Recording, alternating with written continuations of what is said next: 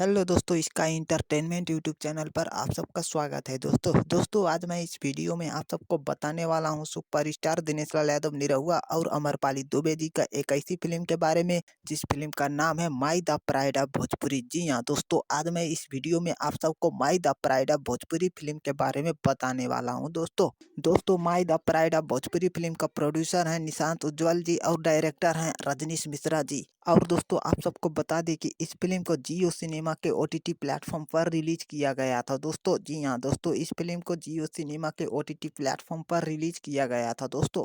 और दोस्तों आप सबको बता दें कि ये फिल्म एकदम पारिवारिक फिल्म है दोस्तों। जी हाँ दोस्तों, ये फिल्म एकदम पारिवारिक फिल्म है दोस्तों। और दोस्तों इस फिल्म का सारा गाना एकदम शानदार है दोस्तों। जी हाँ दोस्तों, इस फिल्म का सारा गाना एकदम शानदार है दोस्तों। और दोस्तों इस फिल्म के सारे कलाकारों ने इस फिल्म में बहुत शानदार अभिनय किया है दोस्तों। जी हाँ दोस्तों, इस फिल्म के सारे कलाकारों ने इस फिल्म में बहुत शानदार अभिनय किया है दोस्तों। तो चलिए दोस्तों, इस फिल्म का रिव्यू यहीं पर खत्म करते हैं दोस्तों। अगर इस फिल्म का रिव्यू आप सबको अच्छा लगा हो तो लाइक, कमेंट और सब्सक्राइब जरूर करिएगा दोस्तों। चलिए धन्यवाद दोस्तों।